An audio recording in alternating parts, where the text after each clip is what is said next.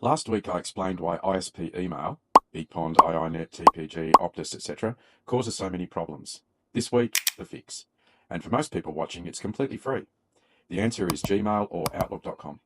These are email services run by Google and Microsoft, two of the biggest tech companies in the world. They're not going anywhere, they're not tied to your internet provider, and they don't disappear if you switch plans. Here's what you get: a reliable email address that's yours to keep forever, excellent spam filtering, and access from any device. Your phone, your tablet, your computer, all in sync. And did I mention it's free? The most common worry I hear is, but I've had this email for years. Everyone knows it. I get that. Here's what I tell people. First, we set up a redirect on your old address, so any email that still comes in gets automatically forwarded to your new one. Nothing falls through the cracks. Then we set up the new address and start letting people know. Your bank, Medicare, your doctor, you update them one by one at your own pace. It takes a bit of time, yeah, but you only do it once.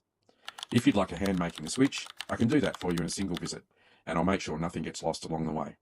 Reach out through my website, you can see it above.